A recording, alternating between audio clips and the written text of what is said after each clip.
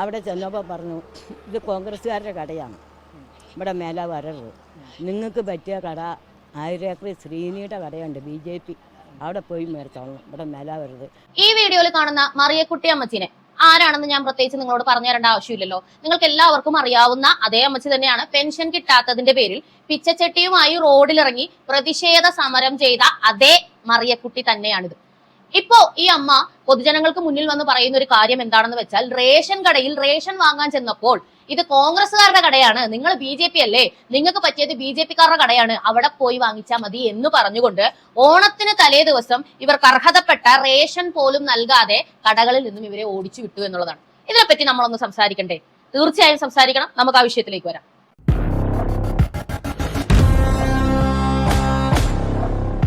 വിഷയത്തിലേക്ക് വരുന്നതിന് മുമ്പായി സംഭാവനകളുടെ കാര്യം ഒരിക്കൽ കൂടി ഓർമ്മിപ്പിക്കുകയാണ്. സാധാരണ എല്ലാവർക്കും വീഡിയോ അപ്ലോഡ് ചെയ്യുമ്പോൾ കിട്ടുന്ന മോണിറ്റൈസേഷൻ, വരുമാനം ഉള്ള ഒരു മാർഗം അതാണല്ലോ, അത് നമുക്ക് കിട്ടുന്നില്ല. നമ്മളിപ്പോൾ ഫേസ്ബുക്ക് യൂട്യൂബിലൊക്കെ വീഡിയോസ് അപ്ലോഡ് ചെയ്യുമ്പോൾ ഒരുപാട് പേര് റിപ്പോർട്ട് അടിച്ച് നമ്മുടെ റീച്ചും താഴേക്ക് പോയി മോണിറ്റൈസേഷനും നമുക്ക് ഇല്ലാത്തൊരവസ്ഥ ആയതുകൊണ്ടാണ് ഇത് കാണുന്ന വ്യക്തികളോട് സാമ്പത്തികമായി നമ്മളെ പിന്തുണയ്ക്കാമോ എന്നൊന്ന് ആവശ്യപ്പെട്ടത്. അത് നമ്മളെ കാര്യമായി തന്നെ നിങ്ങൾ പിന്തുണയ്ക്കുന്നുണ്ട്. നമുക്ക് പിടിച്ചു നിൽക്കാനായിട്ട് പണമില്ലാതെ പറ്റില്ലല്ലോ. അപ്പൊ അതുകൊണ്ടാണ് നമ്മൾ പറയുന്നത് വേറെ പണിക്ക് പോയാൽ നമ്മുടെ ഈ പണി നടക്കില്ല. അപ്പൊ ഞാൻ പറയുന്ന കാര്യങ്ങൾ തുടർന്നും പറയണം, നല്ലതാണ്, ഇതിങ്ങനെ തന്നെ തുടർന്ന് പോകണം എന്ന് ചിന്തിക്കുന്ന എന്നെ സപ്പോർട്ട് ചെയ്യുന്ന സപ്പോർട്ടേഴ്സിനോട് മാത്രമാണ് ഞാൻ ഇത് അഭ്യർത്ഥിക്കുന്നത്. അപ്പോൾ ഇപ്പൊ ചെയ്യുന്നത് പോലെ തന്നെ തുടർന്നും നിങ്ങൾ സാമ്പത്തികമായിട്ട് നമ്മളെ സഹായിക്കുക. അതിന് പറ്റാത്ത ആളുകൾ വീഡിയോ കണ്ടും കമന്റ് ചെയ്തും ഷെയർ ചെയ്തും ഒക്കെ നമ്മുടെ റീച്ച് പഴയ രീതിയിൽ എത്താനായിട്ട് നമ്മളെ സഹായിച്ചാലും മതി. അപ്പോഴേക്കും ഒരു 3-4 മാസങ്ങൾക്കുള്ളിൽ നമുക്ക് ഈ പ്രശ്നങ്ങളൊക്കെ ഒന്ന് മാറിക്കിട്ടുകയും ആളുകളുടെ സാമ്പത്തിക പിന്തുണ ഇല്ലാതെ തന്നെ നമുക്ക് ചാനൽ നടത്തിക്കൊണ്ടു പോകാനായിട്ട് സാധിക്കുകയും ചെയ്യും. അപ്പൊ അതുവരെ മാത്രം ഒന്ന് ഹെൽപ്പ് ചെയ്താൽ മതി. അപ്പൊ നമുക്ക് വിഷയത്തിലേക്ക് വരാം. മറിയക്കുട്ടി അമ്മ ഓണത്തിന്റെ തലേ ദിവസം അവർക്ക് അർഹതപ്പെട്ട റേഷൻ കടയിൽ റേഷൻ വാങ്ങാൻ ചെന്നപ്പോൾ കിട്ടിയ ഒരു പ്രതികരണത്തെ പറ്റിയാണ് അമ്മ പറഞ്ഞത്. അതൊന്നുകൂടി ഒന്ന് കേൾക്കാം. അരിമാലിലെ അസ്ത്ര തിയേറ്ററിന്റെ അടുത്ത് 2 കടയുണ്ട്. അതിലൊരു കടയുണ്ട്, അവരെ എനിക്ക് നല്ല പരിചയമില്ല, അവരുടെ ലൈസൻസും കടയുടെ എല്ലാ പേരും ഞാൻ എഴുതി കൊണ്ടുവന്നു, എല്ലാം കിട്ടി. അത് ഞാൻ കൊണ്ടുപോയി അപേക്ഷ പരാതി കൊടുത്തിട്ടുണ്ട്. അവിടെ ചെന്നപ്പോൾ പറഞ്ഞു ഇത് കോൺഗ്രസ്സുകാരുടെ കടയാണ്, ഇവിടെ മേലെ വരരുത്, നിങ്ങൾക്ക് പറ്റിയ കട 1000 ഏക്കർ ശ്രീനിയുടെ കടയുണ്ട് BJP, അവിടെ പോയി മേടിച്ചോളണം, ഇവിടെ മേലെ വരരുത്, നിങ്ങൾക്ക് വീട് പണിത് തന്നില്ല കോൺഗ്രസ്, മണ്ണെണ്ണ വരികയല്ല, അത് BJPയുടെ കടയിൽ തരികയല്ല, ഒരു കടക്കാരും തരികയല്ല, മണ്ണ BJPക്കാരുടെ കടയിൽ പോകാനാണ് പറഞ്ഞത്. പിന്നെ കോൺഗ്രസിൻ്റെ നല്ല വിഷ്ണു എനിക്ക് ശരിക്കും അതിൻ്റെ റേഷൻ കടയിൽ കോൺഗ്രസ്സുകാരനാണ് പറഞ്ഞത്. പിന്നെ ഞാൻ പറഞ്ഞു പോയി പണി നോക്കാൻ പറഞ്ഞു. ഇത് നിങ്ങൾക്ക് പറ്റിയ കടയല്ല, ഇത് കോൺഗ്രസ്സുകാരുടെ കടയാണ്, നിങ്ങൾ BJP അല്ലേ, അതുകൊണ്ട് BJPക്കാരുടെ കടയിൽ പോയി നിങ്ങൾ മേടിച്ചാൽ മതി എന്നാണ് പറയുന്നത്. ഇതിലെ ഒരു കറക്റ്റ്നെസ്സിനെ പറ്റിയാണ് ഞാൻ ചോദിക്കാൻ ആഗ്രഹിക്കുന്നത്. ഇവിടെ ഇവർ പറയുന്ന ഒരു വിഷയം എന്താണെന്ന് വെച്ചാൽ, ഈ അമ്മ പെൻഷൻ ലഭിക്കുന്നില്ല എന്ന് പറഞ്ഞുകൊണ്ട് പിണറായിക്കെതിരെ പിച്ചച്ചട്ടിയുമായി ചെയ്ത സമരം കേരളം മുഴുവൻ ഉറ്റുനോക്കിയ ഒരു സമരമാണ്. കാരണം ആ സമയത്ത് പെൻഷൻ കൊണ്ട് മാത്രം ജീവിക്കുന്ന ഒരുപാട് ആളുകൾ ഈ കേരളത്തിലുണ്ട്. അതിൽ പകുതിയും പേരും പെൻഷൻ കിട്ടാത്തത് കൊണ്ട് തന്നെ മരിച്ചുപോയ അവസ്ഥയിലുമായിരുന്നു. ഭക്ഷണമില്ലാതെ മരുന്നില്ലാതെ ആയ അവസ്ഥയിലാണ്. എനിക്ക് കിട്ടേണ്ട പെൻഷൻ എവിടെ സർക്കാരെ എന്നും ചോദിച്ചുകൊണ്ട് ധൈര്യമായി ഈ പ്രായത്തിൽ മറിയക്കുട്ടി അമ്മ പൊതുനിരത്തിലേക്ക് ഇറങ്ങി സമരം ചെയ്തത്.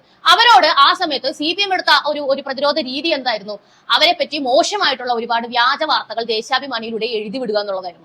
അതെല്ലാം പിന്നീട് വ്യാജമാണെന്ന് തെളിഞ്ഞു. ദേശാഭിമാനി തന്നെ മാപ്പ് പറഞ്ഞുകൊണ്ട് രംഗത്ത് വരേണ്ട അവസ്ഥ വരെ എത്തി. അവിടെ പ്രതിഷേധിച്ച മറിയക്കുട്ടി അമ്മയുടെ പ്രതിഷേധം വളരെ റെലവന്റ് ആയിരുന്നെന്നും ഇങ്ങനെ പ്രതിഷേധിക്കണമെന്നും ഒരുപാട് ആളുകൾക്ക് മനസ്സിലായി. എന്നാൽ ആ സമയത്ത് മറിയക്കുട്ടി അമ്മയെ സപ്പോർട്ട് ചെയ്യാനായിട്ട് കോൺഗ്രസ് വരുന്നു, BJP വരുന്നു. നമുക്കറിയാം, ഭരിക്കുന്ന പാർട്ടിയോട് എതിരെ നിന്നുകൊണ്ട് ഒരു മനുഷ്യൻ പുറത്തേക്ക് ഇറങ്ങി നിൽക്കുമ്പോൾ സപ്പോർട്ടേഴ്സ് ഉണ്ടാവും. ഇപ്പൊ എനിക്കുണ്ടല്ലോ സപ്പോർട്ടേഴ്സ്. അതേപോലെ തന്നെ സപ്പോർട്ടേഴ്സ് വന്നപ്പോൾ കോൺഗ്രസ് അവരുടെ വീടിന്റെ ശോചനീയാവസ്ഥ കണ്ട് അവർക്ക് വീട് പണിത് കൊടുക്കാം എന്നൊരു വാഗ്ദാനം നൽകുകയും അത് ചെയ്തു കൊടുക്കുകയും ചെയ്തു. സുരേഷ് ഗോപി BJPയുടെ ഭാഗത്തു നിന്ന് അദ്ദേഹത്തെ വന്നു കണ്ടിന്. BJPയിൽ അല്ലെങ്കിൽ സുരേഷ് ഗോപി വരും നിങ്ങൾക്കറിയാം. എന്നാലും BJPയുടെ ഭാഗത്തു നിന്ന് വന്നു കണ്ട് മാസം പെൻഷൻ ഇനി കിട്ടിയില്ലെങ്കിലും ഞാൻ തന്നോളാം അമ്മേ ഒരു തുക അമ്മയുടെ ആവശ്യത്തിന് വേണ്ടി എന്ന് പറഞ്ഞുകൊണ്ട് അത് പറയുകയും, നമുക്കറിയാം അദ്ദേഹം ഒരു കാര്യം പറഞ്ഞിട്ടുണ്ടെങ്കിൽ അത് ചെയ്യും. അത് ഇന്നേ വരെയും ചെയ്തു കൊടുക്കുകയും ചെയ്യുന്ന ഒരു സിറ്റുവേഷനിലേക്ക് കാര്യങ്ങൾ വന്നു. അതിനുശേഷം നമ്മൾ കാണുന്നത് മറിയക്കുട്ടി അമ്മ ഞാൻ BJPയിലേക്ക് ചേരുകയാണ്, എനിക്കത് ഇഷ്ടമാണ് എന്ന് പറഞ്ഞിട്ട് അതിലേക്ക് അംഗത്വം കൊടുക്കുന്ന ഒരു കാഴ്ചയാണ് നമ്മൾ കണ്ടത്. ഈ അടിമകളായിട്ടുള്ള ഒരുപാട് ആളുകൾ ഇത് ശരിയാണോ അത് ശരിയാണോ എന്നൊക്കെ പറഞ്ഞിട്ടുള്ള സംസാരം. ഞാൻ അടിമകൾ എന്ന് പറഞ്ഞ എന്തുകൊണ്ടാണെന്ന് അറിയാമോ? ഈ നാട്ടില് പൗരാവകാശ പ്രകാരം ഇഷ്ടമുള്ള രാഷ്ട്രീയ പാർട്ടിയിൽ വിശ്വസിക്കാനും ഇഷ്ടമുള്ള രാഷ്ട്രീയ പാർട്ടിയോട് ഒപ്പം ചേർന്ന് പ്രവർത്തിക്കാനും ഇഷ്ടമുള്ള രാഷ്ട്രീയ പാർട്ടിക്ക് വോട്ട് ചെയ്യാനുമുള്ള അവകാശം ഓരോ വ്യക്തിക്കുമുണ്ട്. ഓരോ വ്യക്തിക്കുമുണ്ടെന്ന് പറഞ്ഞാൽ എന്താണ് അർത്ഥം? എന്റെ അപ്പൻ കമ്മ്യൂണിസ്റ്റ് ആണെന്ന് കരുതി ഞാൻ കമ്മ്യൂണിസ്റ്റ് ആകണമെന്ന് നിർബന്ധമില്ല. നമ്മുടെ നാട്ടിൽ അങ്ങനെ ഒരു നിർബന്ധമില്ല. ഇവിടെ പൗരാവകാശത്തിന്റെ പ്രത്യേകത എന്താ? എനിക്ക് കോൺഗ്രസ് ആവും, എനിക്ക് BJP ആവും. കാരണം എന്റെ അപ്പനാണെങ്കിലും അമ്മയാണെങ്കിലും ബേസിക്കലി നമ്മളെല്ലാം വ്യക്തികളാണ്. ഇൻഡിപെൻഡന്റ് ആയിട്ട് ചിന്തിക്കാൻ എല്ലാ അവകാശവുമുള്ള വ്യക്തികളാണ്. അങ്ങനെ ഇരിക്കെ എന്റെ രാഷ്ട്രീയം എന്റെ ഫാമിലിയുടെ രാഷ്ട്രീയമായിട്ട് വരെ കൂട്ടിക്കലർത്തേണ്ട ആവശ്യമില്ല. നമുക്കറിയാം, ഭാര്യയും ഭർത്താവും വരെയൊക്കെ വേറെ വേറെ പാർട്ടിയിലുള്ള കുടുംബങ്ങൾ ഇവിടെ ഉണ്ട്. അപ്പോ കുറച്ചും കൂടി ചിന്തിക്കുന്ന അല്ലെങ്കിൽ വിശാലമായിട്ട് ഇത് അവരുടെ അവകാശമാണെന്ന് മനസ്സിലാക്കുന്ന ഒരു വ്യക്തിക്ക് ഇതിലൊരു പ്രശ്നം തോന്നില്ല. ഒരാളൊരു പാർട്ടി മാറി പോകുന്നു എന്നതുകൊണ്ട് ഒരു പ്രശ്നം തോന്നില്ല. ഇന്നേ വരെയും നിങ്ങൾക്കറിയാം, ഓരോ സ്ഥലത്തും മാറി പോകുന്നവരൊക്കെ അത് അവരുടെ അവകാശമാണ്. അവരുടെ പ്രത്യയശാസ്ത്രങ്ങളിൽ വരുന്ന വ്യത്യാസത്തെ ചോദ്യം ചെയ്യുന്നു എന്നല്ലാതെ പാർട്ടിയിലേക്ക് മാറി വരുന്നതിനെ നമുക്ക് ചോദ്യം ചെയ്യാൻ പറ്റില്ല. കോൺഗ്രസ് ഇവിടെ ഉന്നയിക്കുന്ന ഒരു വാദം, കോൺഗ്രസ് നിങ്ങൾക്ക് വീട് വെച്ച് തന്നില്ലേ എന്നിട്ട് നിങ്ങൾ BJP പോയി എന്നുള്ളതാണെങ്കിൽ അത് വളരെ തെറ്റായിട്ടുള്ള ഒരു പ്രസ്താവനയില്ല. അപ്പൊ നിങ്ങൾ എന്താണ് ഉദ്ദേശിക്കുന്നത്? ഇവിടുത്തെ വ്യക്തികൾക്ക് സർക്കാർ ചെയ്തു കൊടുക്കാത്ത എന്തെങ്കിലും കാര്യം നിങ്ങൾ ചെയ്തു കൊടുത്താൽ അവരെ നിങ്ങളുടെ പാർട്ടി ചേർക്കണം എന്നതാണ് അല്ലെ? അവര് പിന്നീട് അങ്ങോട്ട് മരണം വരെ നിങ്ങളുടെ പാർട്ടിയുടെ അടിമയായിട്ട് നിൽക്കണം എന്നാണ് അല്ലെ? ഇതിന് ഇവിടുത്തെ കോൺഗ്രസ്സുകാർ സത്യം പറഞ്ഞ മറുപടി പറയണം. നിങ്ങൾ ഒരാളെ സഹായിക്കുന്നത് എന്തുകൊണ്ടാണ്? ഞാൻ പണ്ടും പറഞ്ഞിട്ടുണ്ട്, എന്നെ ഒരുപാട് പേര് സപ്പോർട്ട് ചെയ്തിട്ട് മാങ്കൂട്ടം വിഷയം വന്ന സമയത്ത് ഞാൻ മാങ്കൂട്ടത്തിനെതിരെ പറഞ്ഞപ്പോൾ കോൺഗ്രസിലുള്ള സ്ത്രീകൾക്ക് വരെ ഒരാൾ പ്രശ്നം, ഒരു മാനസിക രോഗിയെ കൊണ്ട് പ്രശ്നം ഉണ്ടാകുന്നു എന്ന രീതിയിൽ വരുമ്പോൾ അതിനെതിരെ പറഞ്ഞപ്പോ ഉമ്മൻചാണ്ടിക്ക് സപ്പോർട്ട് പറഞ്ഞ ഞാൻ മാങ്കൂട്ടത്തിനെതിരെ പറഞ്ഞപ്പോ അങ്ങനെ തന്നെ പറയണം. ഉമ്മൻചാണ്ടിക്ക് സപ്പോർട്ട് പറഞ്ഞപ്പോ ഞാൻ നല്ലതായിരുന്നു, മാങ്കൂട്ടത്തിനെതിരെ പറഞ്ഞപ്പോ ഞാൻ മോശമായിരുന്നു. നിങ്ങൾ എന്താണ് പ്രതീക്ഷിക്കുന്നത്? നിങ്ങളുടെ പാർട്ടിയിൽ എന്ത് കൊള്ളരുതായകം നടന്നാലും നിങ്ങൾ ഒരാൾക്ക് സപ്പോർട്ട് ചെയ്താൽ, ഒരു ക്രിട്ടിക്കൽ സിറ്റുവേഷനിൽ സപ്പോർട്ട് ചെയ്താൽ അയാൾ അങ്ങ് അവസാനം വരെ ഓമ്രവാടി നടക്കണോ? അടിമത്തം വേണം, ആ രീതിയിൽ പോകണം എന്നാണോ നിങ്ങൾ പറയുന്നത്? നിങ്ങൾ അത് ചെയ്തോളൂ, പക്ഷേ ജനങ്ങളോട് അത് ആവശ്യപ്പെടാൻ നിങ്ങൾക്ക് സാധിക്കില്ല. അങ്ങനെയാണെങ്കിൽ നിങ്ങൾ ഒരാൾക്ക് സഹായം നൽകാതിരിക്കുക, അങ്ങനെ പറയുള്ളൂ. ഈ മറിയക്കുട്ടി അമ്മ തുടർന്ന് കോൺഗ്രസിൽ തന്നെ ഫുള്ള് നിൽക്കണം എന്ന് വിചാരിച്ചിട്ടാണോ വീട് വെച്ച് കൊടുത്തത്? അങ്ങനെയാണെങ്കിൽ അത് പറയണം, അത് തുറന്നു പറയണം. നിങ്ങൾ സമ്മതിക്കൂ, ഞങ്ങളുടെ കൂടെ നിൽക്കാൻ വേണ്ടിയിട്ടാണ് ഞങ്ങൾ അവരെ സഹായിച്ചെന്ന് സമ്മതിക്കൂ. അവിടെ മനുഷ്യത്വമില്ല, പരിഗണനയില്ല, ഈ ആളുകളോടുള്ള സ്നേഹമില്ല, വേറൊന്നുമില്ല, പാർട്ടിയിൽ ചേരാൻ വേണ്ടിയാണ് വീട് വെച്ച് കൊടുത്തതെന്ന് പറയും, സമ്മതിക്കൂ, ഓക്കെയാണ്. അല്ലെന്നുണ്ടെങ്കിൽ ഏത് പാർട്ടിയിൽ ചേരണം എന്നുള്ള അവരുടെ മൗലിക അവകാശത്തെ ബഹുമാനിക്കാൻ കോൺഗ്രസിലുള്ള ആളുകൾ തയ്യാറാകാത്തത് എന്തുകൊണ്ടാണ്? ഇനി റേഷൻ എന്ന് പറയുന്നത് ഗവൺമെന്റ് ഒരു മനുഷ്യന് കൊടുത്തിരിക്കുന്ന അവരുടെ അവകാശമാണ്. അത് ഇത് കോൺഗ്രസിന്റെ റേഷൻ കടയാണ്, ഇത് BJPയുടെ റേഷൻ കടയാണെന്ന് പറയാൻ എന്ത് അവകാശമാണ് കേരളത്തിൽ ഇവർക്കുള്ളത്? CPMന്റെ റേഷൻ കടയാന്ന് പറഞ്ഞാൽ നിങ്ങൾ സമ്മതിക്കോ? ഇത് BJPയുടെ റേഷൻ കടയാന്ന് പറഞ്ഞാൽ നിങ്ങൾ സമ്മതിക്കോ? കോൺഗ്രസിന്റെ റേഷൻ കട മാത്രം ഈ കേരളത്തിൽ എവിടെ നിന്നുണ്ടായി? ഇതൊക്കെ എവിടെ മുതൽ തുടങ്ങുന്ന പരിപാടികളാണ്? നിങ്ങൾ ആലോചിച്ച് നോക്കുക. അല്പത്തരം എന്നാ പറയുന്നത്, അല്പത്തരം. ഞാൻ നിന്നെ ഒരു ക്രിട്ടിക്കൽ സിറ്റുവേഷനിൽ സഹായിക്കുന്നു, നീ മരണം വരെ എന്റെ അടിമയായിട്ടിരിക്കും, എന്നോട് എതിർത്ത് നീ ഒരു വാക്ക് പറയാൻ പാടില്ല, അതാണ് നിങ്ങൾ ഉദ്ദേശിക്കുന്നത്? അതൊക്കെ പണ്ട്. ഇത് 2025 ഒരു വ്യക്തിക്ക് നിങ്ങൾ ഒരു സഹായം ചെയ്യുന്നത് അയാൾ അതിന് അർഹനാണെന്ന് നിങ്ങൾക്ക് അപ്പോൾ തോന്നിയതുകൊണ്ടാണ് എന്ന് കരുതി നിങ്ങൾക്കനുസരിച്ച് അയാൾ ജീവിക്കണമെന്ന് പറയാൻ യാതൊരു അവകാശവും നിങ്ങൾക്കില്ല. അങ്ങനെയാണെങ്കിൽ നിങ്ങൾ സഹായിക്കരുത്. കാരണം സഹായം ചെയ്യുക എന്ന് പറയുന്നത് വലിയ മനസ്സുള്ള ആളുകൾക്ക് മാത്രം പറ്റുന്ന ഒരു സംഗതിയാണ്. അവരവരുടെ അധ്വാനത്തിൽ നിന്ന് അവർക്കും അവരുടെ മക്കൾക്കും അനുഭവിക്കേണ്ട തുകയിൽ നിന്ന് എടുത്താണ് നിങ്ങൾക്ക് തരുന്നതെന്നുണ്ടെങ്കിൽ അത് വലിയ മനസ്സുള്ള ആളുകൾക്ക് പറ്റുന്നതാണ്. ഒരാളെ അടിമയാക്കാൻ അത് ഉപയോഗിക്കുന്ന ആളുകളെ നിങ്ങൾ കണ്ടെടുക്കണം, തീർച്ചയായിട്ടും കണ്ടെത്തണം. നിങ്ങൾ ഏതെങ്കിലും സിറ്റുവേഷനിൽ സഹായിച്ചു എന്ന് കരുതിക്കൊണ്ട് ഈ ഒരു സിറ്റുവേഷനിൽ നീ ഞാൻ പറയുന്ന പോലെ കേട്ടാൽ മതി, പാടില്ല. ഒരാളോടും പറയാൻ പാടില്ല. സഹായിക്കുകയാണെങ്കിൽ അത് നിങ്ങളുടെ ഇൻഡിപെൻഡൻസ് ആണ്, നിങ്ങൾക്ക് സഹായിക്കാതിരിക്കാം. കാരണം കോൺഗ്രസിന്റെ പഠിക്കാൻ പോയിട്ട് ഒരിക്കലും മറിയക്കുട്ടി പറഞ്ഞില്ല എനിക്ക് വീട് വെച്ചതാ, അങ്ങനെയാണെങ്കിൽ ഞാൻ നിങ്ങളുടെ പാർട്ടിയിൽ ചേർന്നോളാം. നിങ്ങളുടെ പാർട്ടിയിൽ മറിയക്കുട്ടി ശരിക്കും പറഞ്ഞു കഴിഞ്ഞാൽ കോൺഗ്രസ് ആണ്, ഫാമിലി വൈസ് കോൺഗ്രസ് ആണ്. എല്ലാ കാര്യങ്ങളിലും അവരുടെ അവകാശങ്ങൾ ലംഘിക്കപ്പെടുമ്പോൾ അവർ ചോദ്യം ചെയ്തുകൊണ്ട് ഇറങ്ങാറുണ്ട്. അതുകൊണ്ടാണ് അവരെ മജിസ്ട്രേറ്റ് പറയാം, അങ്ങനെയാണ് അവരെ വിളിക്കുന്നത്. കാരണം ഇവരിങ്ങനെ ചോദ്യം, ഇപ്പൊ തന്നെ സിവിൽ സപ്ലൈസിൽ അവർ കേസ് കൊടുത്തിട്ടുണ്ട്, അതുപോലെ തന്നെ കളക്ടർക്കും കേസ് കൊടുത്തിട്ടുണ്ട്. ഇത് മൗലിക അവകാശ ലംഘനമാണ്. അവർക്ക് അവകാശപ്പെട്ട റേഷൻ തരില്ല എന്ന് പറയാൻ ആർക്കാണ് ഇവിടെ അവകാശമുള്ളത്? ചോദ്യം ചെയ്യപ്പെടേണ്ട സംഗതി തന്നെയാണ്. പിന്നെ രണ്ടാമത് ഞാനൊരു കാര്യം ചോദിക്കട്ടെ. ഇവിടെ ഒരു കോൺഗ്രസ്സുകാരന് അവന്റെ അഭിപ്രായം പറഞ്ഞുകൊണ്ട് കോൺഗ്രസ് ആണ് എന്ന് പറഞ്ഞ് ജീവിക്കാം. ഇവിടെ ഒരു CPM കാരന് അവന്റെ അഭിപ്രായം പറഞ്ഞുകൊണ്ട് CPM ആണെന്ന് പറഞ്ഞ് ജീവിക്കാം. ഇവിടെ ഒരു BJP കാരന് അവന്റെ അവകാശം പറഞ്ഞുകൊണ്ട് BJP ആണെന്ന് പറഞ്ഞ് ജീവിക്കാൻ പാടില്ലെന്നാണ് നിങ്ങൾ പറയുന്നത്. ഇത് എന്ത് അരാജകത്വമാണ് നിങ്ങൾ പറയുന്നത്? അതെന്താ അവിടെ മാത്രം എന്താ നിങ്ങൾക്ക് അവകാശം ഇല്ലാത്ത? ആ അവകാശം അംഗീകരിക്കാൻ നിങ്ങൾക്ക് എന്തുകൊണ്ടാണ് പറ്റാത്തെ? ഒരുപാട് ആളുകൾ എന്നോട് ചോദിക്കാറുണ്ട് നിങ്ങൾ സംഖ്യയല്ലേ? ഞാൻ പറയാം ആ സംഖ്യ. ചിലർ ചോദിക്കും നിങ്ങൾ കൊങ്ങിയല്ലേ? ഞാൻ പറയാം ആ കൊങ്ങിയ. ചിലർ ചോദിക്കും നിങ്ങൾ CPM അല്ലേ? ഞാൻ പറയാം അത് മാത്രമല്ല, കമ്മിന്ന് മാത്രം വിളിക്കില്ല, എന്തൊക്കെ വിളിച്ചാലും വേണ്ടില്ല എന്ന് പറയും. കാരണം ആ പ്രത്യയശാസ്ത്രത്തോടുള്ള ആ ഒരു നിലപാട് കൊണ്ട് അങ്ങനെ പറയുന്നത്. പക്ഷെ വേറെ എന്താന്ന് പറഞ്ഞാൽ എനിക്കൊന്നും ഇല്ല എന്ന് പറയുന്നത് എന്തുകൊണ്ടാണെന്നറിയോ? ബോധിപ്പിക്കേണ്ടെന്നുള്ളതുകൊണ്ടാണ്. പക്ഷെ അങ്ങനെ വേർതിരിച്ച് കാണുമ്പോൾ പോലും നിങ്ങൾക്ക് എന്തുകൊണ്ടാണ് ഒരു BJPയെ അംഗീകരിക്കാൻ പറ്റാത്തത് എന്നാണ് ചോദിക്കുന്നത്.